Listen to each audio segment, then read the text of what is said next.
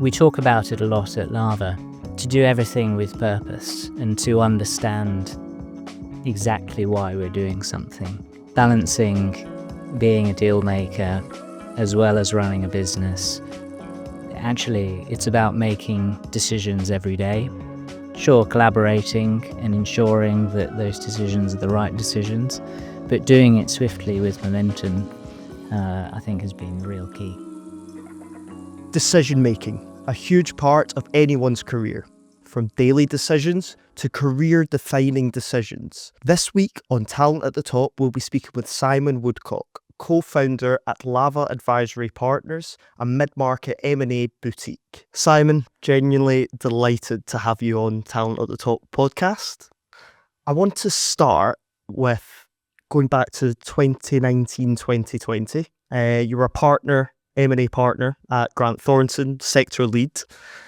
And after 13 years of being at the business, you make the decision to leave. Fast forward a couple of months, COVID hits, the market is completely shaken. And then by September 2020, you have decided to launch and co-found Lava Advisory Partners. It's an extremely bold decision. What made you do it? I appreciate you saying that, and thank you for having me on. The reality is that we were dreaming of starting Lava for many, many years. In fact, a friend of mine, a lawyer, can remember a time back in 2013 when I was talking passionately in a pub about the day I would launch my own firm. So it wasn't a knee-jerk reaction. It was something that was premeditated, discussed, thought about for many years. The specific plans for Lava were put in place in 2019, and I was lucky to have Hamish Martin with me at that time, really putting in the foundations for our dream.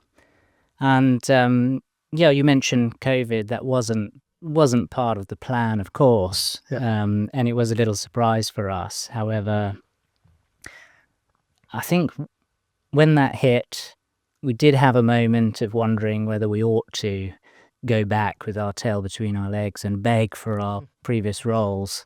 But in reality, because we'd done the planning, because we'd done the preparation, and we had real conviction in what we were doing, it was a no-brainer to not look back and to open those doors in September. Brilliant. And I'm interested to understand, you obviously had the plan. We're going to launch Lava Advisory Partners. I'm assuming you've left Grant Thornton. There are parties in the market that are probably thinking, I could snap up Simon Woodcock here as a partner in my business, whether it's a direct competitor, another professional services firm, another boutique, a mid-market investment bank. Is that something that you did look at and explore? And what made you, I suppose, go and do it yourself rather than join another firm? In reality, I interviewed at many firms for many years, in fact, and I think that's probably where you and I first met. Is back in the day when I was curious. And what was interesting was there was always something about the role that didn't quite sit right, and I'm always one to really believe that you have to have real conviction and you have to be really happy if you're going to make that move. And of course it was tempting, and being honest, like most people, of course there were gripes day to day about the role I was in and the firm that I was currently in. However, I could never find that Goldilocks team or business that was enough to pull me out of Grant Thornton. And the simple fact is that whilst those opportunities existed, it dawned on me, and certainly when I was discussing with Hamish, the fact that if we can't find perfect, then we're going to have to build it ourselves. It's a great way to look at it. And obviously that was launched, and we will talk about Lava in more detail. However, I want to go back to you and right at the start of your career. What made you go into M&A? Is it something that you genuinely seeked out right at the start of your career? through university, etc. Do you want to just paint the picture there a little bit about your journey? The truth is that I fell into corporate finance, and in fact, I was at university doing accounting and finance. I failed my first year. Um, that's a story for another day, but I was left with a conundrum. I had 12 months until the first opportunity for resits, and at that time I was doing some work experience with a small accountancy firm. And given that I had 12 months until my next university resits, I was really left begging for this firm to keep me on. I rotated through the departments on the accounting side, the restructuring side, and ended up really banished to a basement where a partner, Chris Lowry, was forming a new corporate finance team. And that's how I first was introduced to corporate finance and deal making, and I fell in love with it. That real art of pulling deals together, following your ideas and executing on thoughts. Which business can be put with which buyer? How would you position a particular opportunity for an investor? And I really enjoyed that storytelling and that creativity, and that's how I started in M&A. And when we spoke the other day, you sort of mentioned that in an ideal world at that time, you were probably going down the larger investment banking route, or you saw yourself at a Goldman's, a JP Morgan, etc. And obviously, results wise, it meant that you maybe were going down a slightly more boutique, different route. Talk to me about that mindset shift at that point. Was that quite tough for you to, I suppose, deal with and work out, or did you feel like actually this has massively benefited you in the long run, not working on multi-billion-pound deals, but actually working with owner-managed businesses from the start of your career to all the way up to where you are now?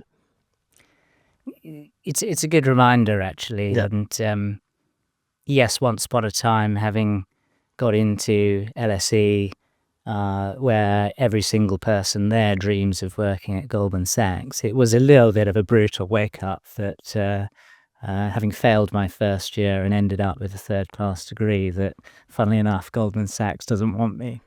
But perhaps a blessing in disguise. It was a real lesson for me in self-awareness and understanding my strengths, accepting my weaknesses, and really focusing on where I can make a difference. And in that regard, I really fell on my feet. I'm lucky to have had that early experience in deal making in that lower mid market, with owner managers, with human beings, and falling in love with the psychology of the deal at a human level, which is something I've carried throughout my career and into Lava, in fact. Brilliant. Okay. And something that I have noticed, certainly throughout 7-8 years of being in corporate finance recruitment, a lot of people take the journey in their career, they qualify an audit, they get their ACA, and then they probably make that move into M&A, corporate finance, transaction services, whatever it is, but they maybe they go down that ACA, accounting, chartered accountant route. You're not a chartered accountant. I'm interested to know, was that sort of a deliberate decision on your behalf? And has it ever, I suppose, do you feel like it's ever affected you in a positive or negative way in your career? I'm not a chartered accountant. And interestingly, when I started at Grant Thornton, I was told by my manager at the time that I wouldn't progress if I'm not an accountant. It's going to be very difficult for me to progress in a big accountancy firm like Grant Thornton. But the way I think perhaps is slightly different. For me, that's just a real red flag to a bull. Yeah. And in my mind, there were 5,000 accountants in that firm, so me not being one shouldn't make any difference at all. Has it held me back? Look, I'm sure that had I been more competent around the numbers, I could have understood more Mm. and perhaps taken a bit more of a technical line with my career. But in reality, what it taught me was that to get a deal done, I have to collaborate. I need to Yeah. work with others. I can't do it all by myself. And interestingly, that really dictated and became the foundation of how we developed Lava and the recruitment strategy that we adopted. So would I advise someone to go down the ACA route? It's a cracking career route. It opens up lots of doors. But equally, to someone who is not going down that route and who isn't qualified as an accountant, I would also encourage them and really support them in choosing a career in M&A, because you don't have to be an accountant to pull deals together and to have empathy for clients and to really perfect that art of deal making. On that, I suppose I wanted to talk about the skill set of an individual. You mentioned that you don't necessarily have to be a chartered accountant. It helps, but that doesn't mean to say that you can be a deal maker and be in the M&A space if you're not a chartered accountant. What I'm interested to understand is maybe the type of skill set, the difference between someone that can go out, win work, originate, and those that maybe are more comfortable on the execution side. What is the difference between a strong executioner and someone that can go make and win business? Curtis, I'm a firm believer that everyone can do everything, and all of these things are learned behaviours. It's a fact that some personalities would prefer one role over another, but I really encourage everyone to start from a position that, with the right support and the right coaching and the right environment, everyone can develop these skills and do both the execution and also the origination. Certainly it's true that some individuals will go down a technical path, but ultimately I see those individuals ending up wanting more and perhaps later in their career starting to focus on developing those origination skills. And it's something we work on very hard at Lava. Really, we have a mantra that every person needs to learn to fish so they can feed their family, and more so for the technical guys, where origination and influencing clients to select us as their preferred advisor is something outside of their comfort zone. Equally, when you're not technical like me, you've got to attack that challenge slightly differently. You have to, and I did have to, learn about those technical aspects to understand them, to be able to advise clients. But equally, it's out of my comfort zone. So really ensuring that I'm collaborating with colleagues aware of my technical weakness and making sure that we're able to work together to deliver that outcome for the client, is something that we're very conscious of. Utilising everyone's skill set in different ways to be able to collaborate and get the best outcome for the client. That's exactly right. But from an individual perspective, I think it's important for everyone to believe that these are learned behaviours. Yeah. You're not born with it. I feel very strongly about that. And so if you're sat there, perhaps pigeonholed in a technical role, wanting to become a rainmaker, or vice versa, then you've got to believe that it's possible. And if you have that self-awareness to understand the gaps, and then you have that conviction and that ambition and that willingness to sacrifice a bit to learn and develop, then I think you can fill those gaps and you can become that deal maker you want to become. So I think everyone has the opportunity to be the advisor they want to be, no matter their personality style or preference or perhaps even background.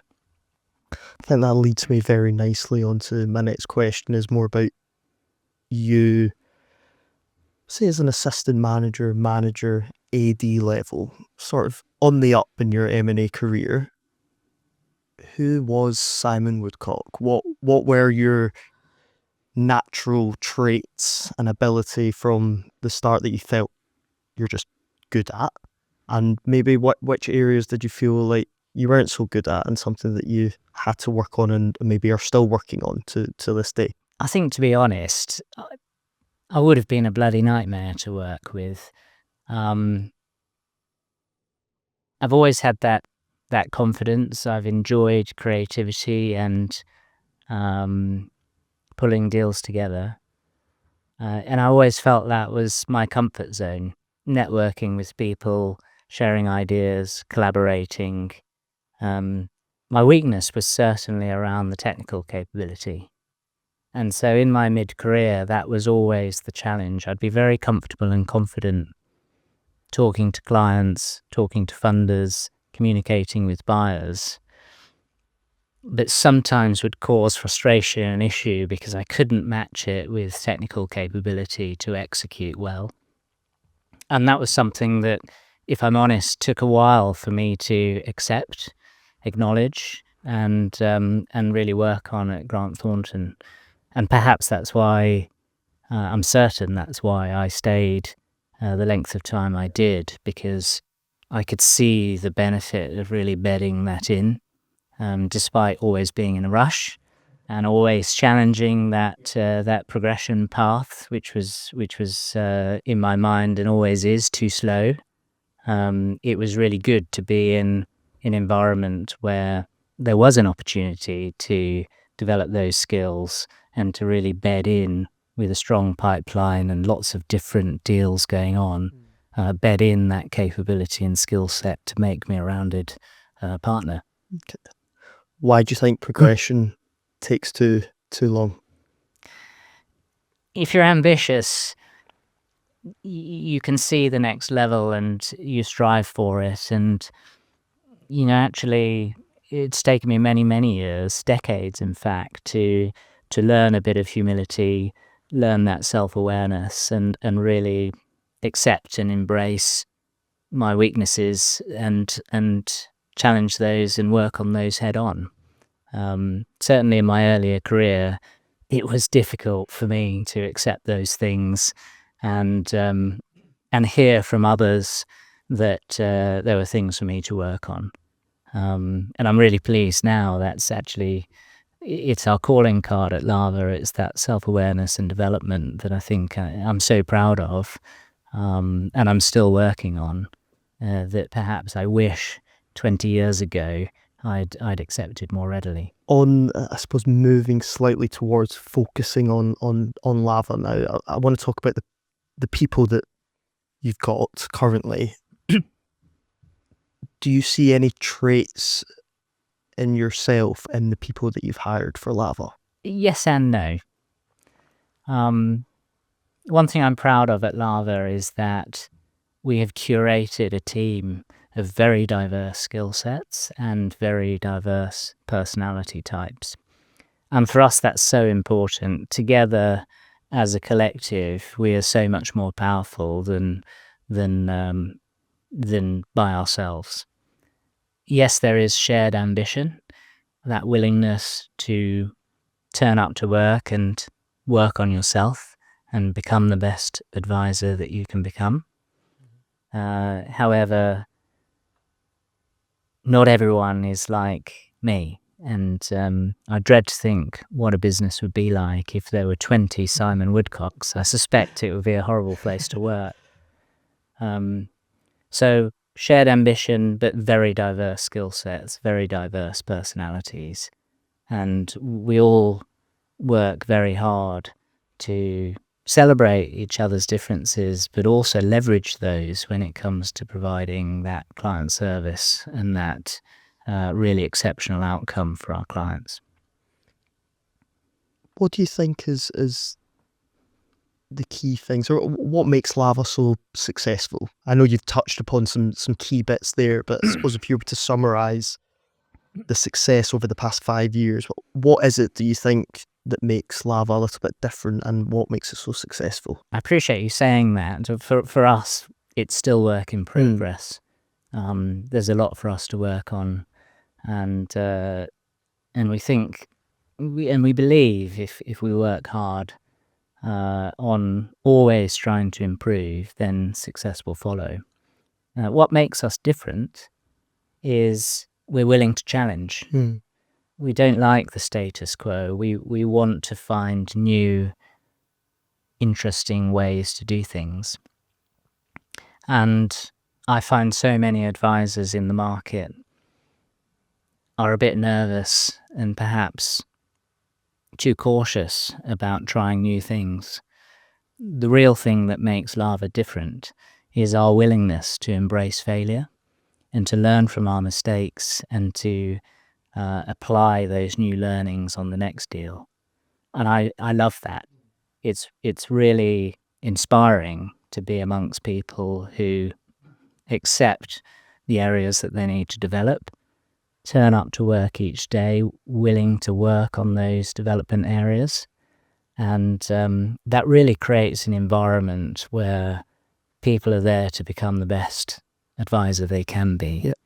And I think that stands us out in the marketplace from many of our more institutional-minded competitors.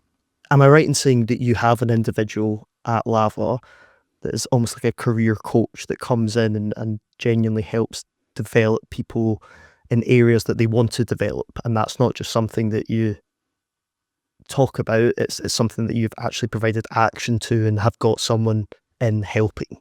Our decision to bring Kathy on board as our team coach was really born by the recognition of us being a new entrant to the market, wanting to do things differently, wanting to grow fast by bringing together a team of very diverse skill sets and personality styles. And so to have a team coach was absolutely critical and fundamental to get the machine oiled and working well. And she supports us covering the whole gamut from communication style, influencing techniques, self-awareness around our own development needs, but collectively as a team. And actually having somebody there in our office week in, week out means that we never forget to work on it. And we're always thinking about the best ways to develop and grow as individuals and as a team. I think it's brilliant. I think it's something we could potentially look at as well for our business. So yeah, I love that. I'm also interested and want to talk about, because I know it's very close to you, is charity, and the charity that you've done within Lava and how important that's been to Lava's journey. I want to say, when we first spoke about Lava and it was sort of about to launch into the market, you made it almost a pledge, and it's still there to this day on the website, that each year 2.5% of revenue goes to a charity. I think it's a lot of it's sort of youth mental health and some amazing causes. A couple of questions on that. Do you feel like that's a USP for Lava in terms of it makes you stand out in the market, the work that you're doing? And I suppose why is it so important to you to have that charity element? I've always wanted to build a legacy. It was something that was front of mind for quite a long time, even before starting Lava. And I recognised that I had a once-in-a-lifetime opportunity with a blank sheet of paper to cement in a charity objective like the one that we still have today. And I'm really proud of that. It's so important for me that we try and make a difference to those around us throughout our career, rather than smashing and grabbing and then deciding to give back when we retire. And I know it's a small percentage, but I'm really pleased that cumulative impact is starting to gain real momentum. And I think it was one of the best decisions we made to implement that at the start. To date, we've pledged and donated more than £500,000, and I know that if we stood up in front of the team today and said, guys, we've got £500,000 here, shall we share it amongst all of us as part of our bonus round, or shall we give it to charity? It would be a very difficult decision for everyone to make. But the fact that it has been inbuilt from the very start has meant that it's here to stay. And yes, I believe that differentiates us. I believe it gives everyone a sense of purpose. When a deal completes, we know that we're using some of that fortunate position to support others. And I'm really proud that that will continue. And so you should be. I think it's brilliant. Moving on then slightly, I want to talk about you. Outside of work, let's move sort of the M&A world away for a moment.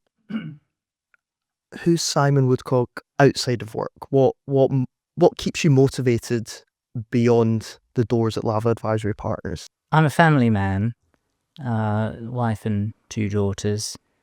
My girls are growing up incredibly quickly, so outside of work, really my focus is them. Because we're in the office every day of the week and deal making is a stressful world to be in, fun but very stressful. When I'm outside of work, I really enjoy the contrast. I like switching off. I like getting into the fresh air, spending time with family. I'm a bit of a food tourist. Is my weakness.